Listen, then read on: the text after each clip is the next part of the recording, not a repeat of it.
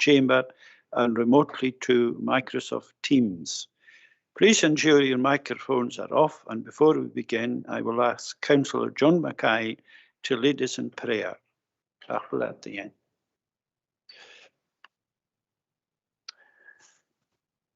En glas voor de schulden die aan het je. Die horen we dat de mallige zijn kunnen maar zo als je daarvan. Dat want die show laar weer het al terug. Tanker kan doorgaan je bekut. Maar keuze is daar hoog in geleden nodig. Dat de mallige zijn kunnen die nu komen zo gepeken in dat je zie. De ondanks kunnen we stigen. Aan de verte jesline. Wie is ik eerst scheetje in drie. Geen in je geschreven is. Als je niet jorige misschien van. Er fan gehöriglijk staat te gosh. Houdt het daar nog kapekig machine. En koreer gaan en gras. Joris in ter hodige. De stuurders, de lichtjes. Weer de bullen gewoon aan de show. En landjuis. Misschien jorige met de heen. Gaan en de aardsen door hem houden die. Misschien kun je een roon aan skakkeus. Maar een tjoon een boor na. Ja, niet gegroeid. Hebben die shows. Ja. Een gaatje, niet een gaatje. Als je een keer in gewoon al te horen, dan heb ik het. Na het loon, is strie, is gewoon aan de show. Jurgen die de schaar lagen te gaan, naar mis. Maar elan, is maar steeds, maar geurige.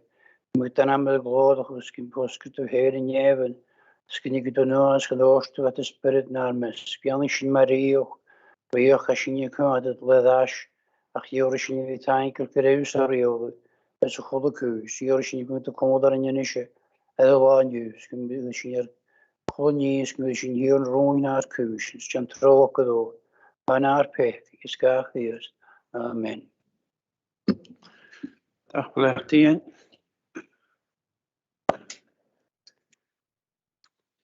The meeting is now being recorded.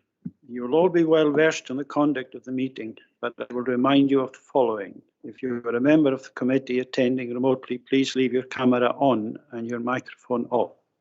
Officers, please leave both off unless you are called to speak to a report or answer a question. A reminder to those members in the chamber of the queuing system. If you wish to ask a question, please leave your mic on in case you wish to come back on a response. Committee members will be given priority. In regard to declarations of interest, members must leave the chamber or end the call remotely. Finally, a reminder that the meeting is being live streamed and recorded. The recording will be made available on the Comhairle's website following the meeting. Item 11 will be taken in private at the end of the meeting, and prior to moving into private, participants other than the relevant officer and members will be asked to leave the meeting. I would like to take this opportunity to welcome Vicky Telfer, Active Travel Officer Hydrans, to the meeting, who will talk us through the active travel strategy at item 5 on the agenda. We have a fairly short agenda today. A reminder to the members and officers present who sit on the Constitutional Documents Review Member Officer Working Group that a meeting of the group will take place following this meeting at 11:30 a.m. Now we can move on to the agenda proper, and the first item, which is minutes of the meeting of 22nd September 2021, and that's for approval. Are we happy to approve? Yeah. Yes, okay, thank you. Item 2, minute meeting of Hydrans of 17th September 2021, and that's for noting. Are you happy to note? Yes, thank you. Now, item 3, minute of meeting of Hydrans of 12th November has been withdrawn as the draft minute has not been circulated and will come to the next meeting. Item 4, declaration of interest. Members are asked to declare any interest they have in any items of the agenda. It would be helpful if members expressed why they are declaring an interest in the item concerned. Members in the chamber, please do so now by pressing your microphone or remotely through Teams by using the raise hand function. I'm not seeing any declarations. Please ensure the declaration is repeated prior to the relevant item and you adhere to the protocol as previously indicated. Now we'll move on to item 5, which is active travel strategy. This is a report by Head of Property and Infrastructure. I've asked Colin Mackenzie to introduce the report on active travel, and we will then hand over to Vicky, who will provide more detail on the draft active travel strategy for 2021 to 2025 and the proposed delivery plan. Members will also have an opportunity to ask any questions. So, Callum, over to you now. Thank you very much, Chair. So, as you know, Hydrants have been supporting the Comhairle in compiling this active travel strategy, making it local to the Western Isles. Vicky Treffler is with us today. She'll provide an overview of the draft strategy, and between us, we should be able to answer any questions that members may have. I should mention as well that the delivery plan will follow. That'll be as investment priorities and funding mechanisms develop as well. So another overlapping strategy that's been developed is that relating to Scotland's road safety framework. We had the first meeting of the North Local Partnership Forum last week, and I'll update the Comhairle on that in future committee meetings. So I'd like to thank Vicky for the help she's given us in compiling this draft strategy to date, and all the hard work she's put into it.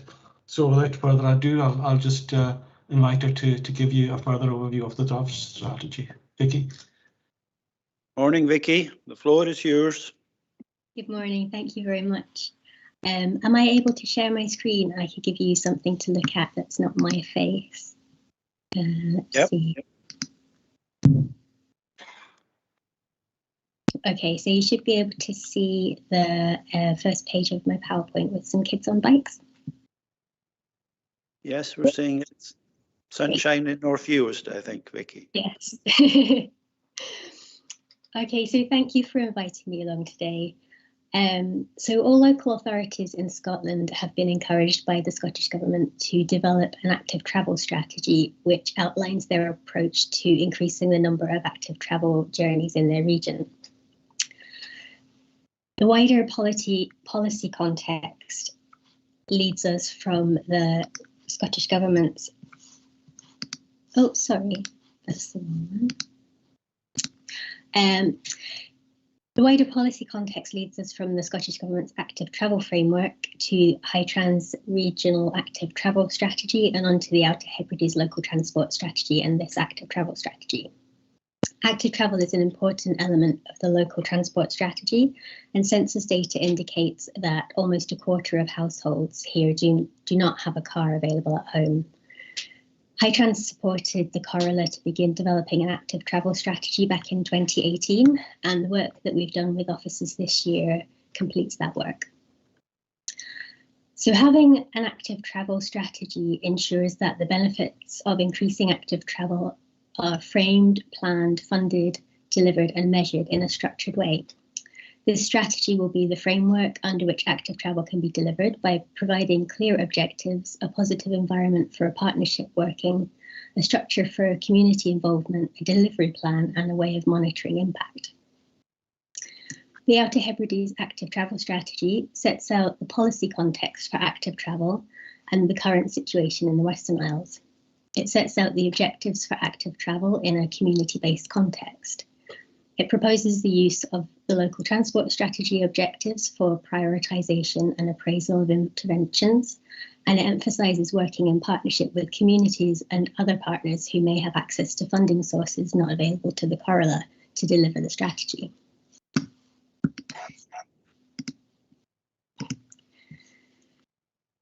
So the active travel strategy complements the local transport strategy by setting out objectives for increasing the number of journeys made by active travel. This will help to support funding applications from the Comhairle and partners, including community groups, to deliver schemes that work for them locally. Within communities, this means safe routes to school are established in settlements with schools so local children have the opportunity to safely walk or cycle to school. It means a holistic approach is taken in settlements with community hubs to ensure there's appropriate infrastructure to travel safely by foot or on bike. A place-based approach to high-quality infrastructure and a review of speed limits make it easy and safe to choose walking and cycling for everyday journeys within communities. And safe active travel routes to access attractions and trip generators that are within or near settlements. And between communities, the focus is on developing a coherent network of routes connecting communities within comfortable walking or cycling distance of each other. So this could be 2 miles or less for walking and up to 5 miles for cycling. It also focuses on improving the safety of the Hebridean Way cycle route to enhance the tourism offer and connect dispersed settlements.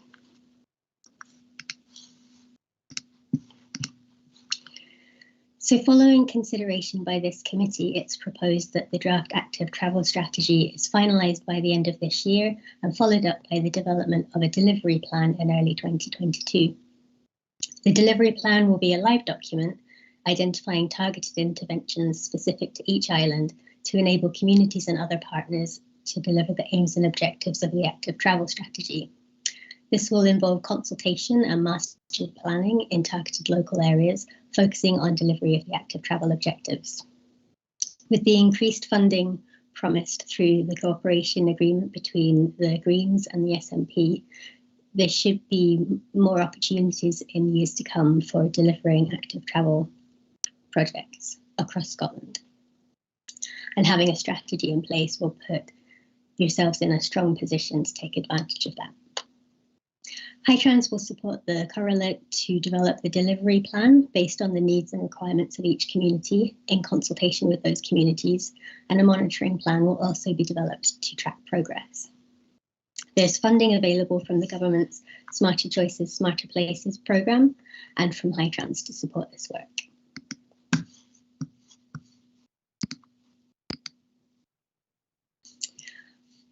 So thank you for your time, and you're welcome to ask any questions of myself or Carla.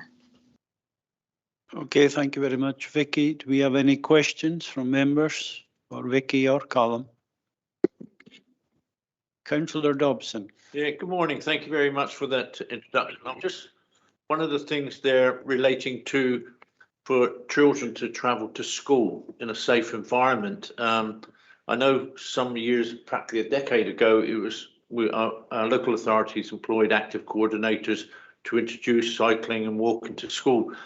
I'm just wondering what the take-up is relating to the arms, because we don't have we have bad weather here, etc., and the natural instinct is the mother's not going to send her child off to school in the inclement weather, and also the fact is the volume of traffic that we have on the roads today. So you can understand why mum still does the school runs.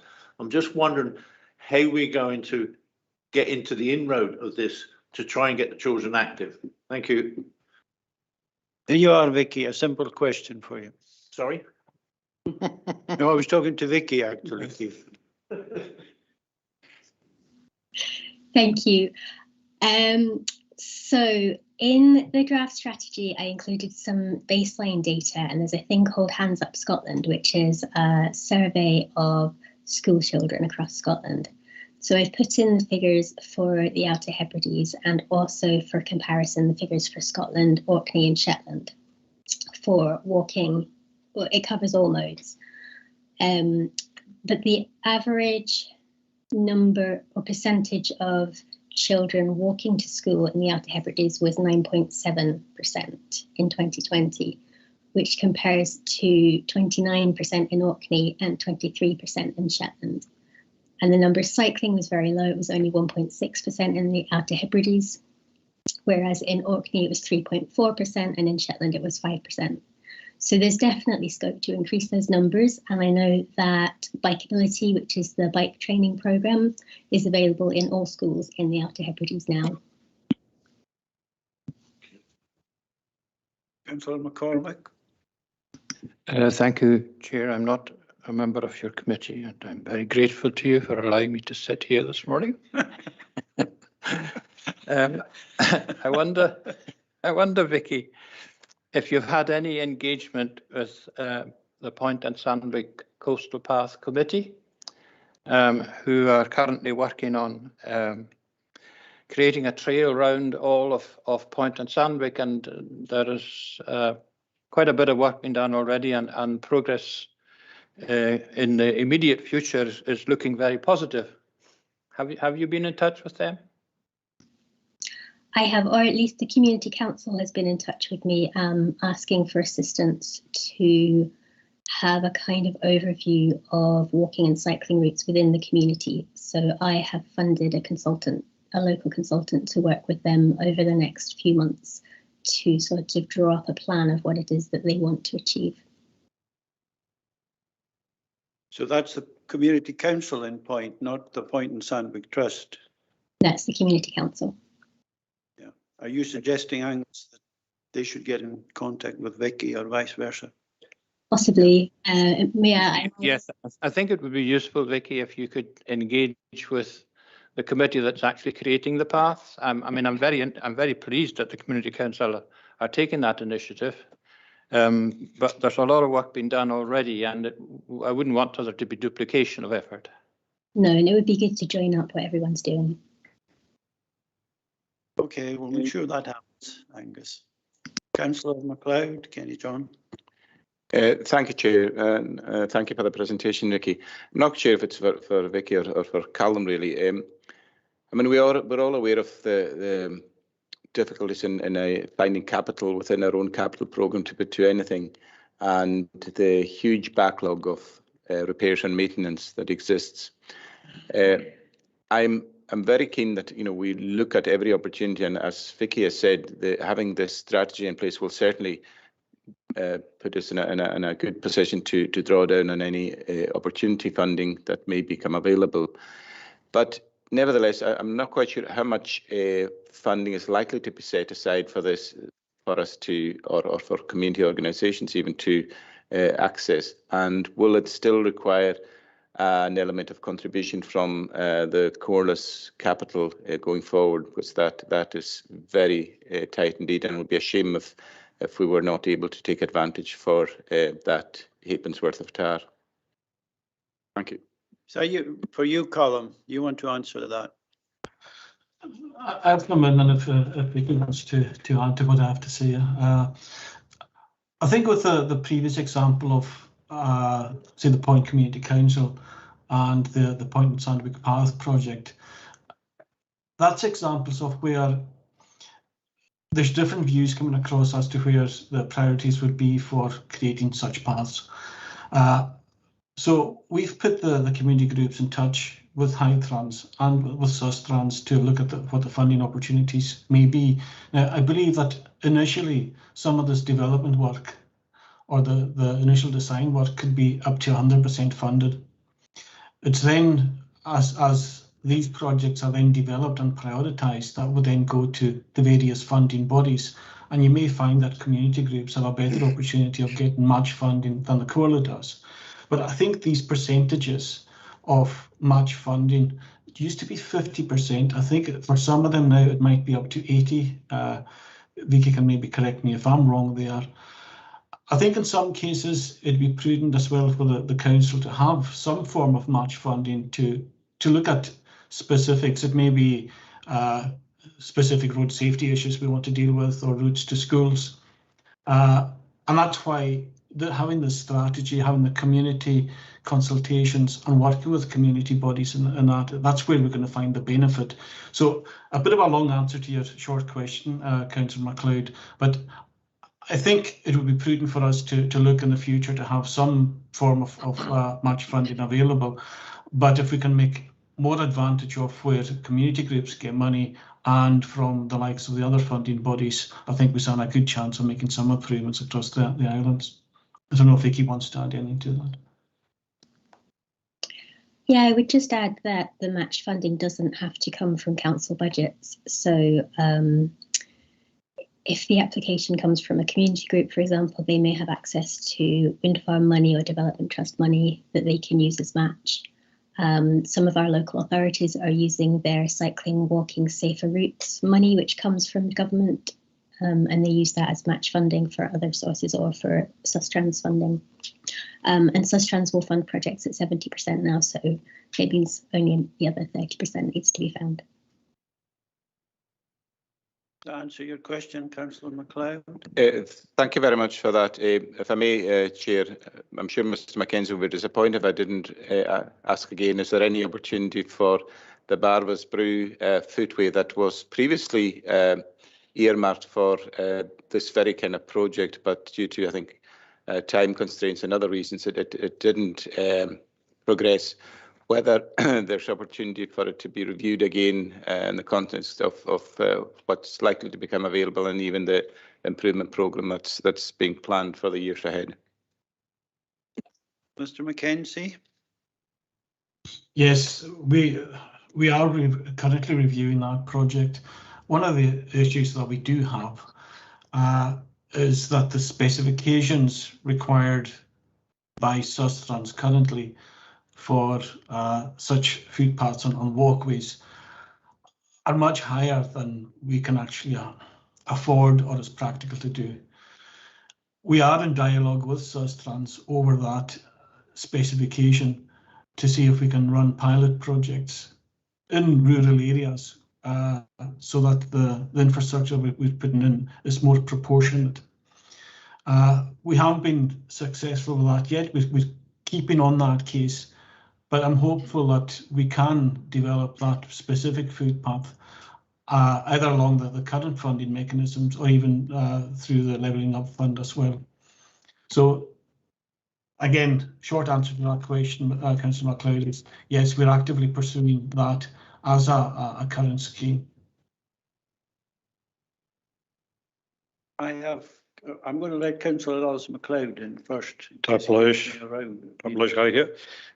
very much, Vicky. A very interesting presentation, and it's good to have a strategy. You know, one factor that's not really mentioned, and it's a very important factor, is the weather in the Western Isles. A note from 6.4, I think it was, you said that a third of the journeys to work in the Air Hebrides are less than 3 miles, are within 3 miles, and it might be worthwhile considering walking or cycling. I mean, I don't think during the winter some of these aspirations are realistic. My suggestion is we have a fleet of buses, we have a good bus service. Should we not be trying to encourage more people to use the buses, especially during daytime and short journeys, rather than maybe suggesting to people they should cycle or walk, which in the kind of weather we have for 6 months in the year, sometimes it's pretty hard going, even for a fit 68-year-old like myself.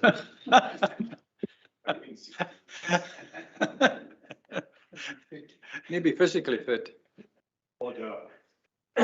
There you are, Vicky. How are you going to answer that one? I think it's a valid point, and weather does affect people's travel choices. And I don't think anyone's suggesting that everybody should only walk and cycle for all of their journeys. But it would be good to make that a realistic option for people, where sometimes at the moment it isn't because the infrastructure just isn't there, or the roads are too fast or too busy. So yes, I completely agree that bus services could be better, but it's not an either or. I think we need both. Convener, then leader. Thank you very much, Chair, and thanks to Vicky as well. In relation to the capital works that are done by the council, over the last 20 years, there's been a huge amount of investment put into roads, and I think it's just unfortunate that on one side of these roads that were extended right the way throughout the islands, we didn't have either the ability or the inclination to make a pathway on one side of the road. And we have an example of it not far out of Stornoway, although it's not the best example given that it keeps sinking into the peat on a regular basis. But I think it is really important that, and some communities have taken these projects forward. I know that between Garnahaina and the Callanish Stones, which is quite a popular walking and cycling place, there is a space on the left-hand side of the road as you head towards Callanish, and it can be used in that way. So I think we should be looking for opportunities like that. And also, I mean, I see coming in, you know, from Oog in the summer, there's loads of cyclists there, and the benefit of that is that the road isn't hugely trafficked, and that gives people plenty space for people to manoeuvre around. So I think that's something we need to do, and we can do that throughout the islands, because there are similar quality roads down through the Uists as well, down to Barra, where you can get long stretches of road where it's not really heavily trafficked, but something could be done to encourage people to walk or cycle, but also make sure that there are signs that indicate that road traffic and cars should be cognizant of the fact that they may turn round a corner and find that there's somebody cycling towards them. So I think signage is important as well, and I'm not naive enough to think that everybody's going to be looking at that every time they go up and down the road, but I think it's really important that we highlight that, and every opportunity we have through improving road surfaces, we should be looking to see if we can find even a short stretch of pathway where people can walk and cycle. Thank you, Convener. Do you want to respond to that, Vicky? Just to say thank you, though. Those are really positive comments, and I think it's really good practice that every time you do a piece of roadwork that you consider, could you fit in a piece of active travel as well? Leader? I was interested in what Colin Mackenzie was saying about the spec that we need to apply in terms of walkways or cycleways, and it seems to me that it's another instance of some central belt solutions trying to be imposed upon us up here. I do recall some time ago asking about installing a cycleway in a particular part in our own ward, and the spec, I think the width of it was geared towards, multiple cyclists going back and forth, as you might have in the central belt. It certainly wasn't geared towards the occasional cyclist that we see. So I think it's worth putting some effort into getting some sort of real sense of what is appropriate for ourselves. And if we do that, the cost will reduce dramatically, and we can do more of it. So it's worth putting some effort into that and getting people to understand our needs are different from the needs of other areas. Thank you, Leader. Anybody want to respond to that? Callum, Vicky? Every opportunity we have, Leader, we do make the point that we want to get involved with these projects. We want to develop our walking cycle routes, even just making our normal routes safer to walk on. And when we hit that kind of barrier, it's very disappointing. So we do take every opportunity we can. We had the meeting of the local partnership forum for road safety last week, and we made the same point again to say, well, if we are looking to improve the safety of our roads, we need to be able to have proportionate interventions. So the kind of thing we're up against is, if we were to put a cycle path along the Paintland Road, we'd probably end up with something the width of the Paintland Road beside it. So we are trying to work with them on pilot projects in the Western Isles to say, well, what is proportionate? And it may be that even having step-off areas on our roads, which are low volume, would be something to try out. So yes, I appreciate your comments there, Leader, and we will keep on plugging away. And if we do think we need your own political intervention and things like that as well, we'll call on that. So thank you for that. Okay, thank you. I've got Councillor Callum McMillan. Callum. Thank you, Chairman. I'm not a member of your committee. I'm intrigued by the cyclists because the cycling weather in the Hebrides is like that when we hear the cuckoo onwards until we don't hear the cuckoo. But what we should do is consider the Uist roads as a pilot project for cyclists with added traffic. That might get us some money to improve the roads in Uist. But I'm sure, Chairman, that you know all about that. So thank you for that. Thank you for that comment, Callum. Yeah. Of course, we've been very busy over the last few years with cyclists, Vicky, in Uist, and there have been issues, shall we say, or leave it at that. Anybody? Councillor Ian MacLeod. Thank you, Chair, and thank you, Vicky, for the presentation. Having spent a summer secondary work or two, actually, I found even on a 5-6 mile stretch, if there was nowhere to shelter, if a shower came, was a problem. And unless I went out the rest for the North Pole, one shower was enough to get me wet, and that's it. You're wet going to work in the morning. And having somewhere along these paths where you could actually pull in and out of the wind and the rain for 5 minutes until it clears and carry on your journey would be quite useful, I think. Also along the roads in use, as we know, most of them are single tracks. We're not fortunate enough to have two ways, so it's quite dangerous. Indeed, I had quite a few misses with big vehicles trying to pass while they're actually still cycling along a single track. So we definitely need something along these roads. Thank you. Has that ever appeared in discussion, Vicky, the issue of having places where you could pull off the road and shelter?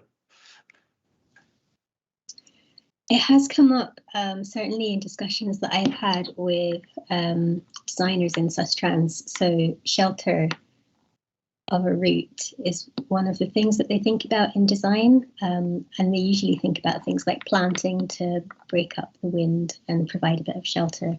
But yeah, certainly it's a really interesting idea to provide little like refuges almost along the way. I think that's really interesting.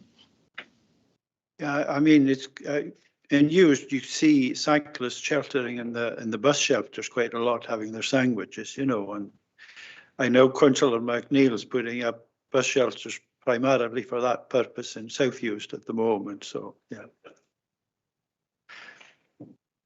Anybody else? Any questions? Councillor John Norman MacLeod. Thank you, Chair. It's just following on from what you're talking about there about refuges for cyclers. There is actually one within our ward, and I think it's especially for cyclists, and they can come in and get shelter and a bit of warmth and time to dry and have their food. So there is something actually, well, one anyway. Thank you. That's all I want to say, Chair. Good start. Anybody else? I'm not seeing any other hands up. No? No. Okay, Vicky, on behalf of the committee, thanks very much for assisting in developing the corridor strategy and for the information and discussion today. So, Moran Tang, thank you very much. Thank you for having me along. Thanks. Bye-bye. Cheery. Bye. Right, if we can move on to item 6, performance management 2021-22, quarter 2, report by head of property and infrastructure. This report provides an overview of the property and infrastructure business plan progress and related performance for quarter 2, 2021-2022. And Callum McKenzie will speak to the report and answer any questions you may have. Callum. Thank you, Chair. I'll just concentrate on some of the highlights, and then I'll be happy to take questions. So what I'd like to highlight would be, first of all, the financial pressures. So in paragraph 8.3, you'll see the second quarter budget figures. The only place that I'm really highlighting as looking to be over budget would be project delivery, which historically had quite high income targets for a healthy capital programme, both in roads and in buildings. So I'm forecasting there potential under recovery of 50,000. The other budgets are pretty much in control. Roads and building maintenance, we really only have the capacity to do emergency and statutory works just now. Winter's just started. People might have just been aware of that this past weekend. So we don't really have a big update on winter maintenance, but I would like to highlight that there will be future pressures in that budget as well, because of two things that have just really come to light. One is the cost of salt is likely to significantly increase. There's been no real increases in salt cost for the last probably 5-6 years, but that's set to increase significantly because of mining costs. So that could add another £200,000 onto our annual winter budget or winter costs, just on an average winter. The other pressure we're going to have in the future as well is that we can no from the 1st of April next year, we can no longer use red diesel for our operations. Red diesel had a general tax levy of about 11 pence, sorry, per litre, and the white diesel has a tax levy of about 40 pence per litre. So that could have an income as well in future years' operations.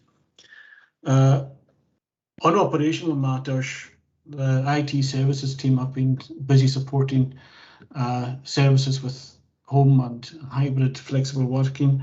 They're also been maintaining our security standards as well and modes of communication. So they've been kept quite busy over the past 18 months and just supporting people to function like we are today. Roads and buildings, the services have been managed by the teams through this pandemic. There's not been real issues for the teams in operating, apart from just supporting other services.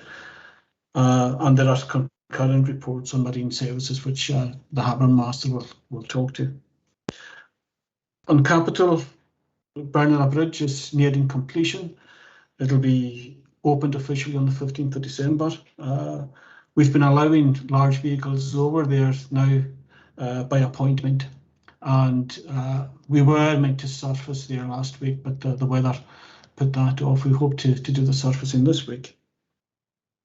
We managed to replace boilers at Laxdale School at the October break there, and that's been a successful delivery project. There are pressures on construction in general, which a lot of you would probably be aware of. The cost of materials and the availability of materials has given us difficulties when we are going to tender on projects. And again, as from the 1st of April next year, construction will no longer be able to use red diesel on construction activities. So that's going to be an additional pressure on construction costs. So I'll stop there, Chair, and if there's any questions on any of that, I'm happy to answer. Thank you.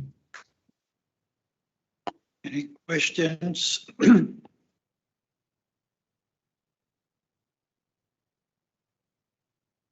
Sorry, I'm not seeing your light. You'll have to raise that up a bit, Convener. Convener.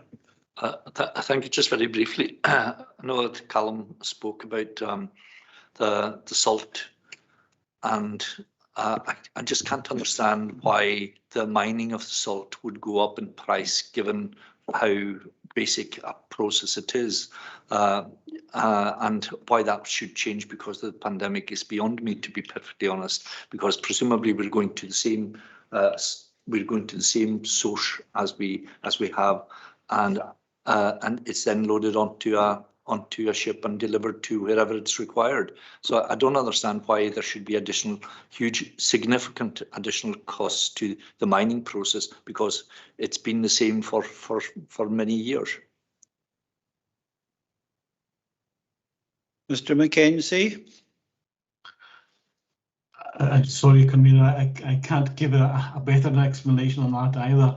I can forward to you the note that we got from the producers explaining their reason for putting up their prices. But I'm with you, I can't understand why there should be such a significant uplift just recently. So I don't think it's all to do with the pandemic, but I'm happy to share any details I have with you. You happy with that, Convener? Yeah. Councillor Ian M. MacLeod.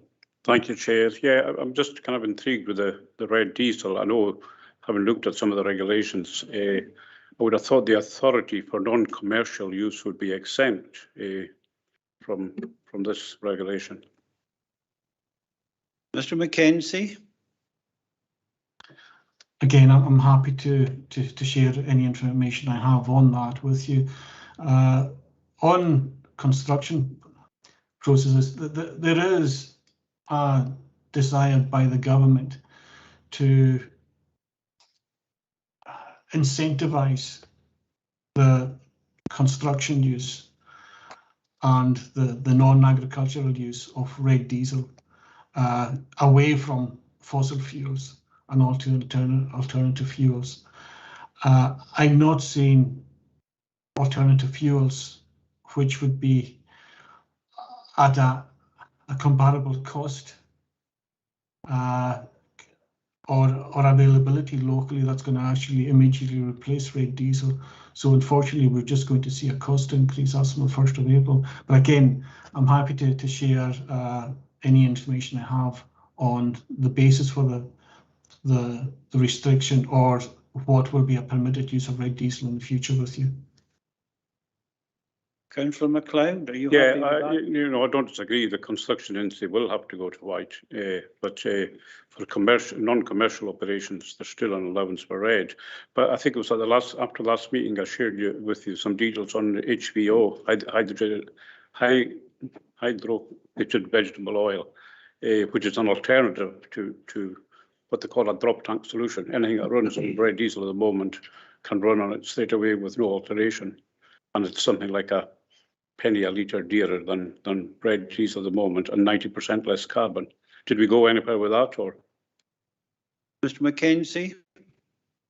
We can certainly look at that. It's local availability that we're really struggling with that. We can look at it in a bit more detail. I know David MacLeod has a lot more information than I do and knowledge on that subject, but that's the kind of things that we'll have to be looking at into the future, what the alternatives are.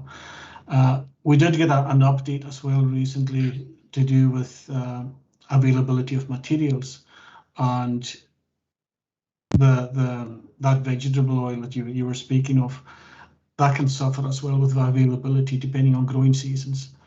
And although it might be available on mainland, I don't think there's a bulk drops system for it here in the islands yet. But I think down that route is where we need to be looking. Well, can we ensure that you engage with Councillor MacLeod on this particular issue? David MacLeod, do you want to comment on this? Thank you, Chair. Yeah, we had a look at this as an option, but initially as a replacement for white diesel. As Calla mentioned, the difficulty was more to do with supply, and at that time there wasn't a cost benefit. I suspect, like a lot of these things, as we approach the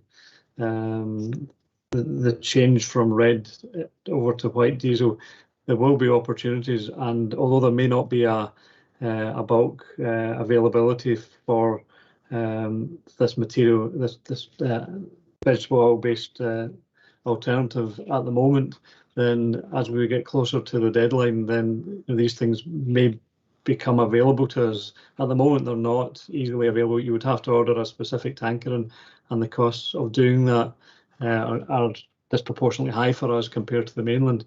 But as I say, I think we will keep looking at it and see whether the situation is likely to change between now and the spring. You happy with that? Yeah, I would have just thought too with the total authority usage, bringing a tanker in wouldn't really be an issue. Well, if you can keep in touch with the officers then. Councillor Alison MacLeod. Thank you, Mr. Mackenzie, for your report. I'm going back to salt. I now realise by scattered sile to increase the price during the summer. But on a more serious note, are we still pursuing the options of the salt barn? I know you're able to keep salt dry with sheet coverings, but I think we were pursuing this for some time, although there were problems. Yes, we're not pursuing the. Yes, carry on, Mr. Mackenzie. So, the Chair, we're not pursuing the barn per se, but we are pursuing a means of keeping the salt drier. We do have sheet covering over it just now, but for our main bulk supply in Marybank, we're looking to create a concrete slab and concrete walls. So a concrete slab below the salt bund and concrete walls to keep it retained, but then just covering it with sheet material as we do just now. The cost of the salt barn was way above what we had budgeted to do, and this will be it'll be a cheaper option, but it'll also be an economically doable option. So it'll really keep the salt dry from the ground, and we will still be keeping it dry from the rain as well. So I suppose the short answer is we're not pursuing the barn, but we are pursuing options for keeping the salt dry. Tabulous, thank you. Anybody else? Any questions? No? Colin. Excuse me, Chairman. Macmillan. Thank Yes, you, Chairman. Colin. It's more of a strategic and policy approach to the change in the fuel duty.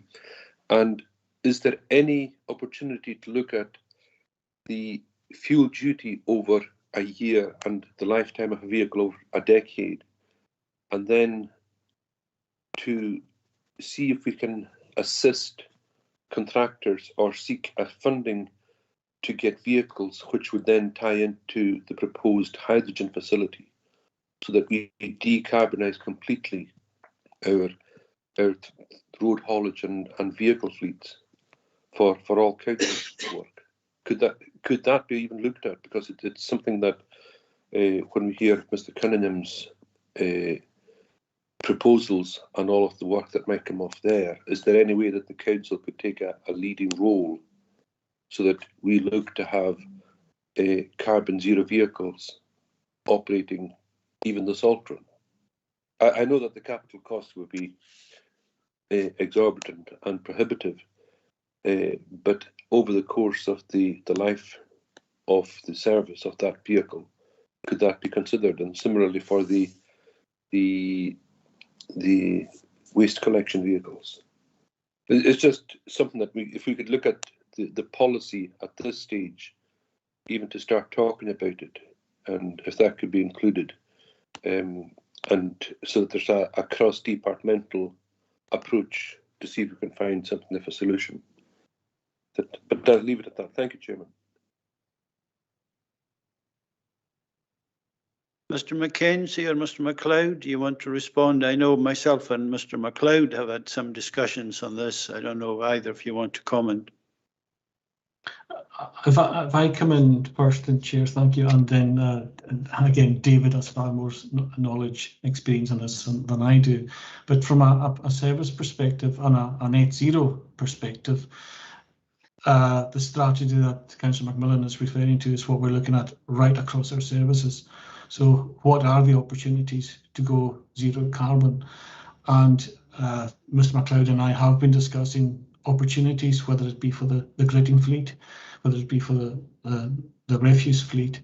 I've also had discussions with other local authorities across the Northern Roads Collaboration Programme, looking at what others are doing, and then nationally what vehicle availability is going to be like. So it comes a wee bit outside our own area of expertise and of service provision as well, and looking at nationally how things are going to develop in terms of vehicle availability, for instance.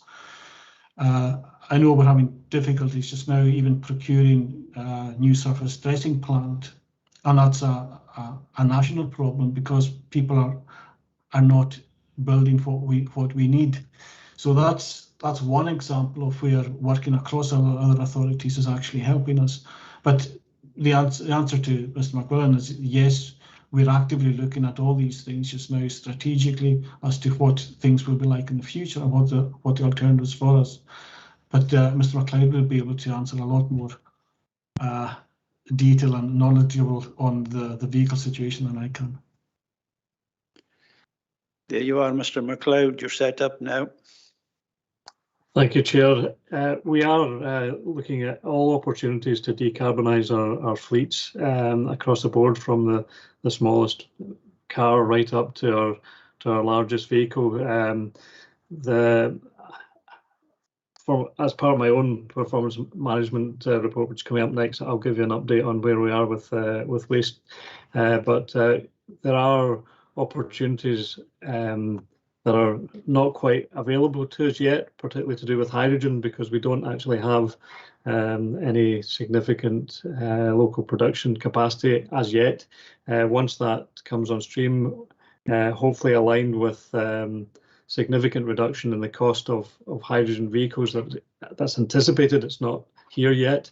We did have an opportunity to look at a hydrogen bus and do some trials. It went as far as Inverness, but with not having our hydrogen production capacity up and running, we couldn't take it over.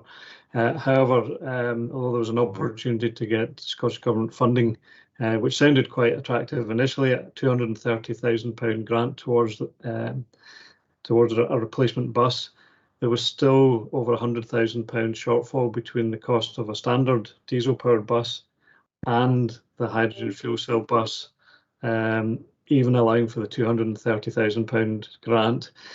So the expectation is that these vehicles and the power plants will come down to a price that's similar to a current diesel powertrain. That's the expectation from the industry, but we're a long way away from that.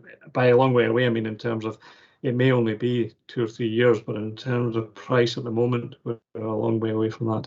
But we are monitoring it. We're looking to move our fleet forward on a zero carbon way as soon as we possibly can. Also looking at options for electric going to HGV, and I'll give you an update on that in the next report. But yeah, happy to discuss with any of the members individually or collectively, and I suspect we'll require a MAUG in the new year to look at the decarbonisation side of things. Okay, thank you, Mr. Mackenzie and Mr. MacLeod. I don't think we have any more questions, so do members agree recommendations at 3.1? Chair. Thank you. I would just like to ask David, where are we with our skip replacement? I think that's in the next time. Oh, sorry, I apologise, Chair. Do members agree recommendation 3.1? And as Councillor Mackay used it, reminded me I didn't do my duty in item 5. So do members agree recommendation 3.1 at item 5? And thank you, Mr. Mackay, for reminding me. Agreed. Yeah, agreed. Tagverlegd. Item 7, Performance Management 2021-22, Quarter 2. This report provides an overview of the Community's Directorate Business Plan progress and related performance for Quarter 2, 2021-22. The area of relevance to this committee is the municipal services at section 6.10 to 6.17 of the report. David MacLeod will speak to the report and answer any questions. David, thank you. And you have an advanced question already. Yes, thank you, Chair. I will make sure that I pick that up. If I, like Cal, if I start with the financial performance, it's been quite a tough couple of quarters for municipal services. The used schools contract came back quite significantly higher than budgeted, and there's also been we have an inflationary adjuster on all of our bus contracts, and that has been higher than budgeted. It's been quite a significant cost to us this year, or it will be this year.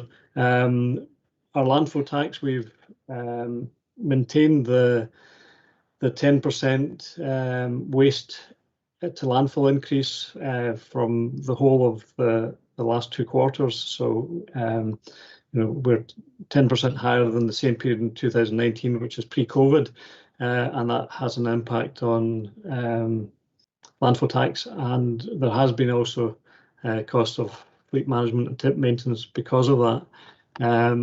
Income has been a bit less than anticipated, but we'll continue to monitor that. And the trading operations have been impacted by reliability issues with particularly older waste vehicles that was highlighted at the previous committee series, and that's prompted a review of replacement schedule and the need to replace vehicles earlier than planned. So moving back to section 6, starting at 6.10, we have been able to maintain services. It has meant that we are constantly looking at staffing and maintaining a very sort of cautious approach, just to make sure that we've got enough staff to carry out the work that we need to fulfil the services, as municipal service, as you know, is very front line with buses and waste collections. One bit of really good news, and I've literally been informed this morning while during this meeting that I have permission to give an update to committee. We've been successful with our bid to the Recycling Improvement Fund, and we've had an award, or we will be getting an award of £784,000 towards the enhancement of the curbside collection services. This will allow us to roll out recycling curbside collections to all areas, including those that don't have it at the moment. It also includes a full electric refuse collection vehicle and the charging infrastructure that will go alongside that. That we have had some trials, and it really only performs in areas in reasonably close proximity to the depot and to the landfill site. So it'll be the areas within a fairly small radius, probably down as far as Tongue, back, parts of Point, that sort of radius in and around the town. But that's a step forward to decarbonising our fleet, a good step forward, and we welcome this funding. Also, to pick up Councillor McNeil's question about the skips, we have ordered replacement skips. We had to go back to the suppliers. The prices had almost doubled from our previous order. So instead of paying roughly £5,000 for a skip, they were close on £10,000 each, which for a budget of 60k would only have given us 6. We've managed to go back and squeeze the suppliers a wee bit, and we've got it up as far as 8. But it's still an indication of the way the market is just now, and the cost of anything that, compared to even just 2 or 3 years ago, is quite there's been quite a big jump for these kind of materials. Anything to do with steel production seems to have gone up. But in terms of the other bid to the Recycling Improvement Fund was mainly decarbonisation and increasing hydrogen production and the use of electric materials handling plant.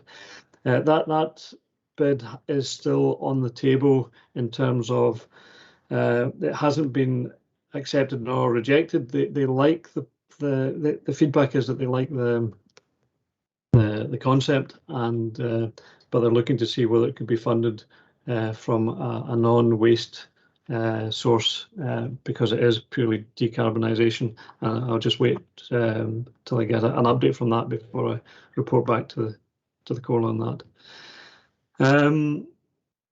The new cell at Benville landfill is making reasonably good progress. The weather is always a wee bit of a restriction at this time of year, but we're still anticipating a completion date of May, which will be good to get back onto a relatively low level site again. We have the tender for Benvecula Stornoway air service. It's due to the current tender, or the current contract, I should say, is due to end at the end of March. So the tender's out for a 4-year period, starting in April, and it is either.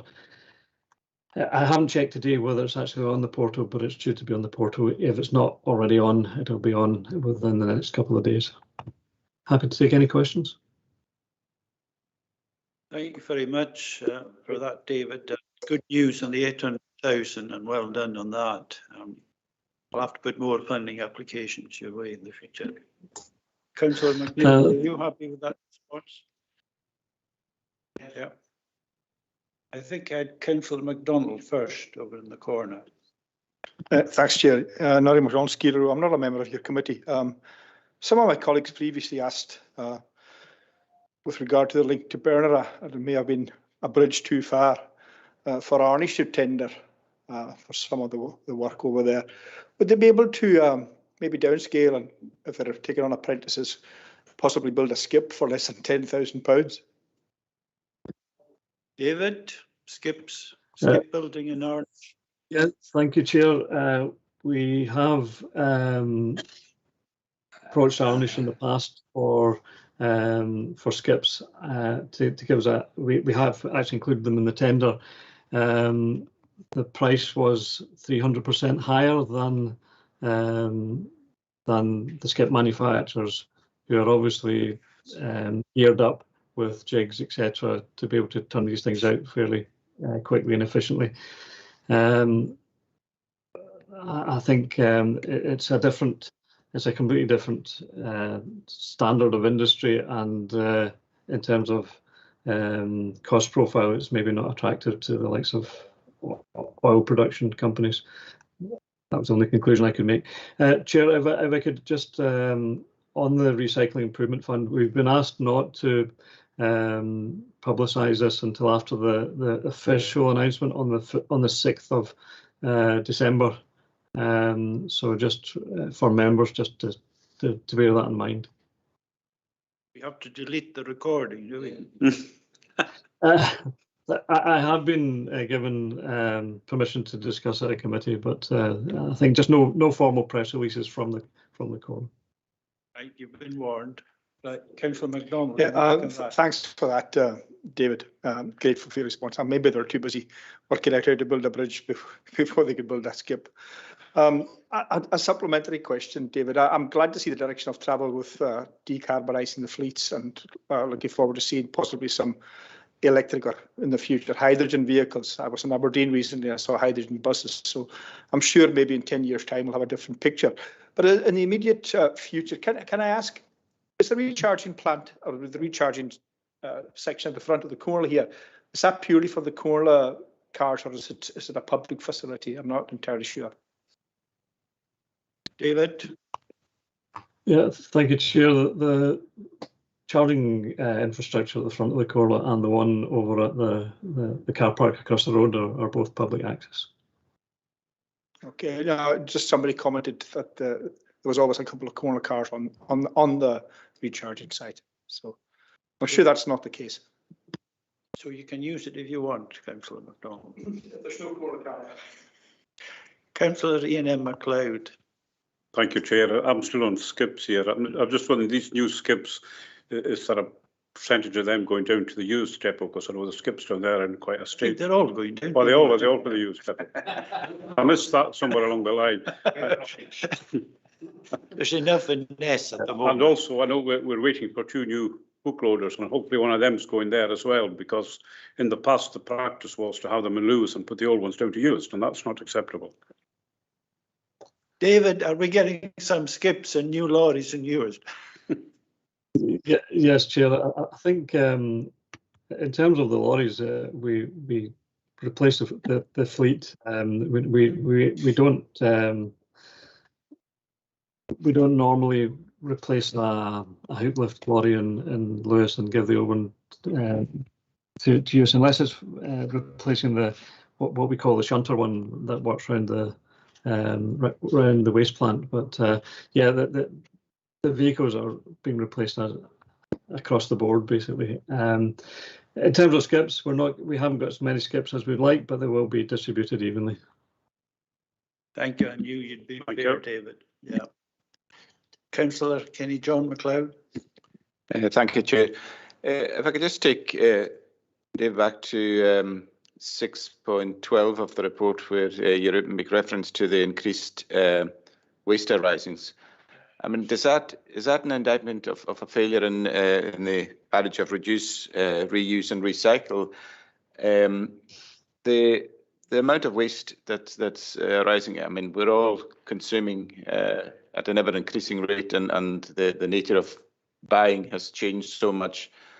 I'm wondering if there's been any analysis done to try and establish, why the waste arisings is increasing at such a level. And given that commercial and industrial waste, the landfill element will be charged back to the haulier. Is this household waste that is exclusively increasing at this rate? I don't know. It seems a bit strange where we're for so long been trying to reduce our waste arisings and divert from landfill, and your suggestion that it will lead to more increased landfill tax costs suggests that we're not diverting it and we're still consigning ever increasing amounts to landfill. David? Thank you, Chair. The waste arisings total has gone up across the board by roughly the same amount, so it's not a reflection of reduced recycling separation at source. It's really just in our view, an indication that we've had so much more footfall this year over these months, with and possibly an increase in rental accommodation being full right across the board for the whole period, plus influx of camper vans, etc. You know, it's the only explanation we can think of, because it's not just the landfill figures that have gone up, it's everything else has gone up by about 10%. We had been looking at probably a reduction in waste year on year, a small reduction in waste year on year, including recycling, for the last few years. But in the last, certainly in the last year compared to 2019, and I've looked back 18 and 17, so it's not just an arbitrary 1 year change, but it is something that Highland Council have noted as well, that there's been an increase, not as much as us, but certainly anecdotally the feedback from Orkney and Shetland is similar, but maybe not quite as much as us. Councillor MacLeod? Thank you, Chair. I mean, it's disappointing in some ways that we're not diverting, although there's more waste arisings, but we're still not managing to divert more from landfill, and the consequential increases through landfill tax. I wonder, Chair, can I just ask a supplementary, and I congratulate David and the team on the success of the award for this additional. I just wonder, is this all capital, or is there an element of revenue funding for a lead-in period, since it may be that the collection of recyclates now to extension to all households may actually lead to a more expensive revenue cost? I'm wondering if there's any revenue contribution to this. David? Unfortunately, although we've been lobbying for that, there is absolutely no revenue funding available at the moment. We have been asked by Zero Waste Scotland to include a cost for the rollout and the additional campaign type work that's required when rolling out new services, just to put that down as a marker. But they have no revenue funding available to them to support that at this stage. I think they're looking for that to try and justify the case. But at the moment, we're intending to do it all within our existing budget profile. The additional vehicle will help, and the intention is looking forward to deposit return coming in, and the likelihood that there'll be very little in the glass bins, that we'll be moving over to glass banks for glass, which will free up some time on that side of it. Just Yes, one. MacLeod. Thank you very much indeed for that. Just one final point. Are we relying then on the deposit return scheme offsetting some of the increases that we will inevitably incur in collection then? David? I think the deposit return scheme should be beneficial to us in terms of the amount of material that we collect, and given that the margins between landfill disposal, even with landfill tax, and the cost of recycling, particularly light materials like plastics, where you have to send a lorry out with maybe 14, 15 tons in it, to get very little gate fee back per ton. So that our expectation is that DRS will be beneficial to us and will help us run the service more efficiently with more collections. Okay, thank you, David. Councillor Fraser, you've been waiting for a while. Yes, thank you, Chair. And yes, once again, can I congratulate you, David, and your team on the successful attainment of the Recycling Improvement Fund. Just a question in relation to my own community on the west side of Lewis. Parts of Carloway and Briassley going down south don't have a curbside collection. This fund will assist with a curbside collection that provides full recycling provision. Any estimation as to when that might commence next year? David? Yeah, we'll be looking to start the rollout early in the new year. We need to get the bins ordered and get the bin lorry ordered. The bins and the skips, or bins and the recycling banks, we will be pushing to get them delivered within this financial year, if at all possible. The lorry will take a wee bit longer because there's a greater lead time on that. It could be between 25 to 30 weeks, depending on availability. But yeah, we'll look to start rolling out the changes. Hopefully late spring, and then moving right through the year, just changing route by route. You happy with that, Councillor? Indeed, Chair. And just one supplementary to David. Would it be possible to notify householders, say, a month or two in advance, just so they're prepared, either by leaflet, door to door, or advertising through the local media? David? Yes, Chair, we will do that, as we're pretty well on in terms of getting, we had leaflets ready to go. We were hoping to do service change prior to COVID, but this gives us a bit more tools to work with, and we'll be able to do it properly. But it's important that we get buy-in, because this will go alongside 3 weekly refuse collections, and to get that to work, we need to have 3 weekly recycling collections to go alongside. Okay, thank you, David. Councillor Fraser, happy with that response? Very happy, and thank you for your time. Thank you. Okay, thank you very much, David, and congratulations again. Insofar as this committee's interests are concerned, do members agree recommendation at 3.1? Okay, thank you. Move on to members' appointments. Item 8, CMAL Small Vessel Replacement Programme Reference Group Member Appointment. This report deals with the Small Vessel Replacement Programme led by CMAL and supported by Transport Scotland and CalMac in a working group. It is intended that a reference group will be set up for each vessel project as each move ahead, but the initial group is to cover the whole programme for the 10 small ferries, which has been split into 2 phases. Ferries are lifeline services, and island communities need safe, reliable and efficient services, and the reference group will play a key role in the process by informing and engaging with these communities. The report seeks to appoint the appointment of a Comhairle member to the reference group, and the Chief Executive will speak to the report. Chief Executive. Thank you, Chair. Very little to add, but just by way of background, the Comhairle warmly welcomes this approach.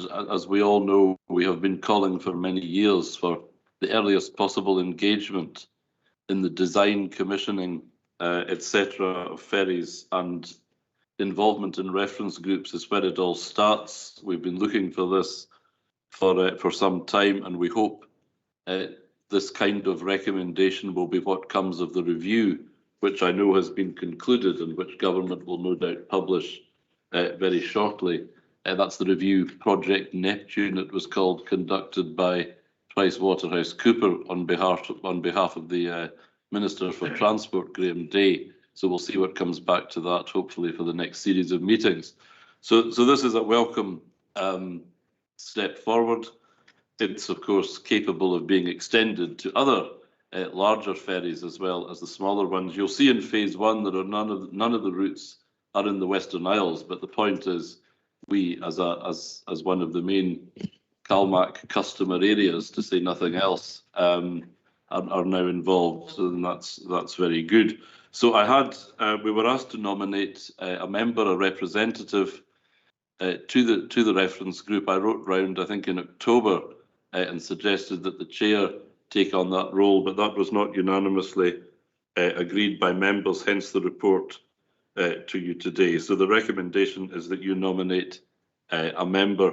Just by way of procedural guidance, the member nominated does not have to be a member of this committee, but the proposer and seconder do. Thank you, Chair. Okay, thank you, Chief Executive. Now I will call for nominations. Chair, can I nominate the chair to go on this group?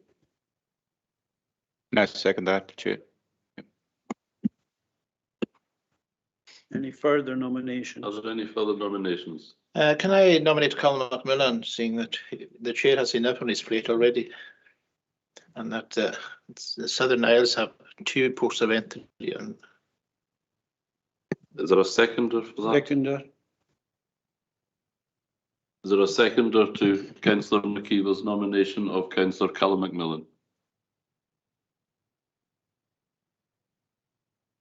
There being no seconder, that nomination falls.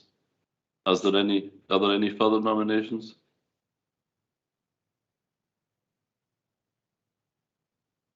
I think that concludes the process, Chair, and that you are nominated as the representative on the reference group.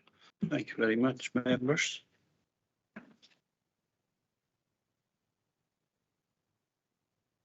Right, we move on to item 9, Harbour Board.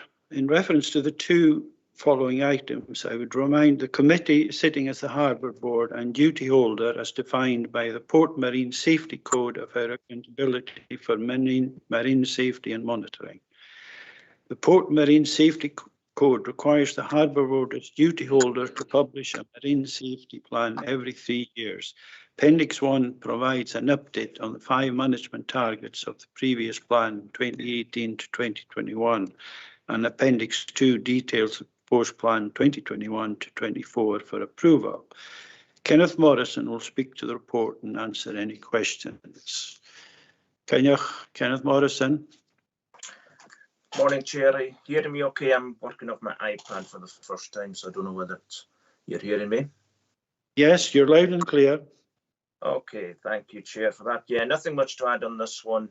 Just as you have said, the Port Marine Safety Code requires the safety plan to be published every year. So this one presents the new plan and also the kind of the management targets from the previous plan, an update on them. Happy to take any questions that members may have. Any questions for Mr. No. You're in a hurry, Councillor MacLeod. Do members agree the recommendations at 3.1? Yeah, agreed. Item 10, Port Marine Safety Code Audit 2021. This report presents the finding of a 3-year external audit undertaken by Nash Maritime Limited. The findings found the Comhairle's compliance with the code as satisfactory.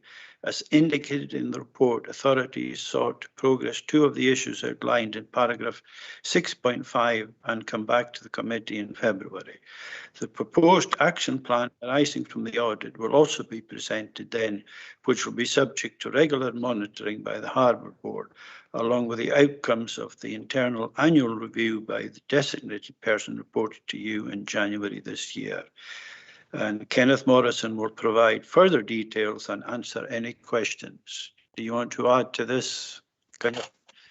Yes, if I may, Chair, thank you. Yeah, as part of the verification of our compliance with the Port Marine Safety Code, we are required to be audited annually, and this is done by the designated person, as the Chair has mentioned. And that then on a 3-yearly basis, we're required to have an external audit. So earlier this year, following a tender process, Nash Maritime were appointed to carry out our 3-yearly external audit. And as the report provides us The overall compliance with the code has been assessed as satisfactory, with 10 non-compliances, 72 compliances and 27 observations. And the compliance dashboard on page 11 of the report provides this information. Of the 10 non-compliances, 1 was assessed as major and 2 as medium risk. The major risk was identified as there being no standard operating procedures. We do in fact have standard operating procedures, but it was agreed to accept this non-compliance as these procedures do not form a standalone document. The 2 medium non-compliances were the fact that there are no bylaws or general directions. And as part of the tender process, it was agreed that as well as the audit process being carried out by the consultant, there would also be a provision for 10 days of work to rectifying the issues identified. I have met with the auditor and have agreed their priorities for these 10 days, namely dealing with the high and medium risk non-compliances.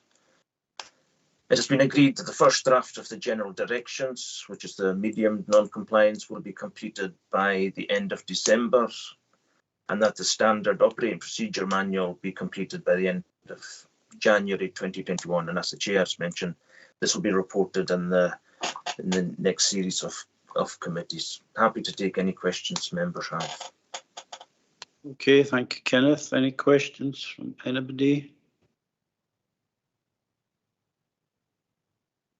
No, I'm not seeing any. Do members agree recommendations at 3.1? Thank you. Following item 11 is in private, so we will now move to item 12, reports outstanding. Reports outstanding, and this is for noting. I don't know if anybody's got any questions on any of the reports that are outstanding. No, I'll be happy to note. Yep. We will now conclude the meeting and go into private to consider item 11. The relevant officers and members should remain, and I will ask all other participants to please leave the meeting now.